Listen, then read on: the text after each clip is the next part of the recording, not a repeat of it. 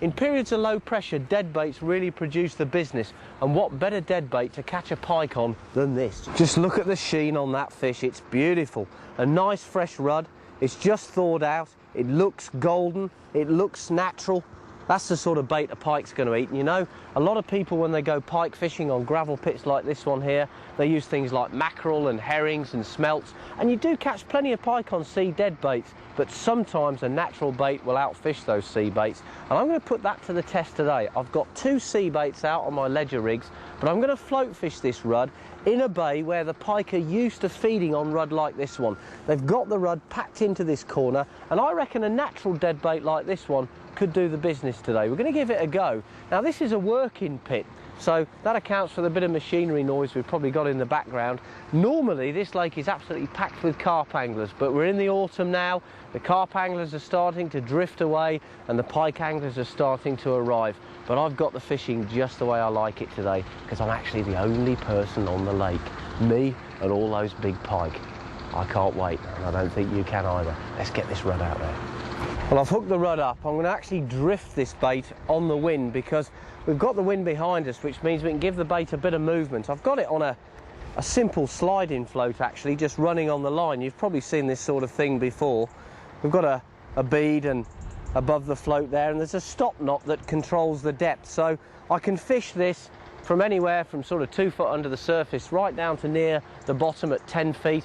And if drifting the bait around doesn't work, suspended off the bottom, then I'll probably try fishing it on the bottom a little bit later on. But let's try drifting it first, because the pike may well be feeding up on the water on the rudd at this early time of the day. Let's get it out in the bay and see what happens.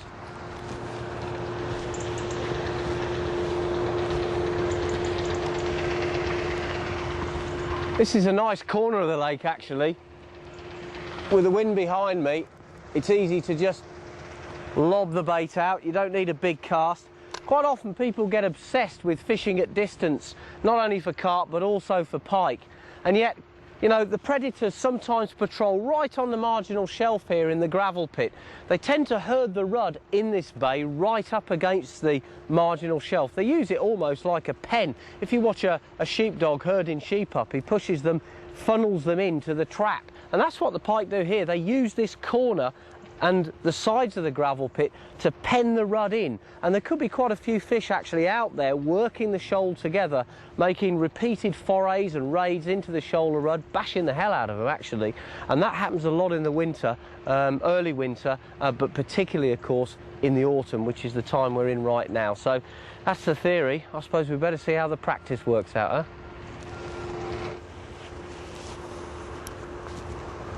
Something's picked that up. Unless that rudd's mysteriously come to life, there's a fish there. I'm just going to give it a couple of seconds, play a little bit of line out. Yep, the line's actually tightening up and zipping away now. There's a pike taking line.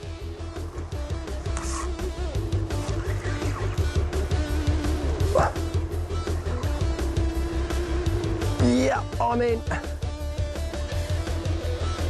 That little rudd just drifting around the bay has done the business. There's been rudd dimpling on the surface in front of me all over the place, and the obvious bait to give them was a little rudd, and that's quite a nice pike. That's a good start to the day. Total fishing. There's the bait now on the surface. I don't know whether you can see it just behind the pike, just sinking out of sight there. Going to take a look at this fish, see where it's hooked. Might need the net for this one. Oh, awesome. I think this one could be a net job, folks. What a start to the day. Clonking great pike. A beauty. Oh, look at that. Unbelievable fish. I'm playing this fish here on braid, so you can feel every shake of the head. There's absolutely no stretch in it. And what a great fight. Come on, baby.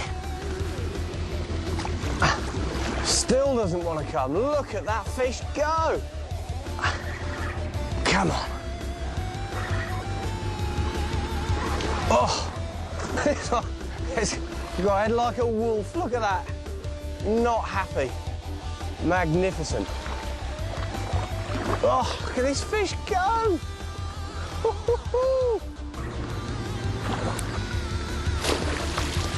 There we go, yes. That's a very, very nice pike. Look at that. Unbelievable fish. Superb fish. Whew. Right, beats staying at home doing the knitting, I suppose, isn't it? Fantastic. Total fishing. Oh, that is a magnificent pike. It's a huge fish. Absolute clonker. Now, there's an old phrase in trout fishing about matching the hatch, and when they talk about that, what they're referring to is using something which the trout are feeding on. And that's what I did this time with pike by using a rud when it was quite obvious that the pike were fry feeding on rud. If you use semi-barbless trebles, then it's much easier to unhook fish. And a lot of people are nervous of pike, but if you know the right way to do it, you can't come to any harm. I've got my hand in behind the gill cover here, not touching the gill rakers of the fish. To stop it thrashing around, I've got it lightly clamped between my legs. I can open his jaws and work inside the mouth without getting bitten by these quite incredible teeth. And I don't know whether you've seen this before on a pike, but I mentioned it's got a head like a wolf. It's got teeth to match. You've got these gripping teeth here in 3 distinct bands which run from the front of the jaw in almost vertical lines, and then these sharper teeth here which cut into the prey, obviously disabling it. But they're very delicate, those teeth, so you must be careful when you're unhooking pike not to damage them, because that's how this fish feeds. It bites other fish, so if its teeth are damaged, then obviously you're inhibiting it. But what a magnificent, superb fish. And I think what we'll do is we'll take a look at that before weighing it, because that is an absolute beauty. Big fish. Well, there you go. I make that 23 pounds and 8 ounces. Absolutely corking pike. What a fish. This is a day ticket water, actually, St John's Lake, so anybody can come here and fish for these pike, and they really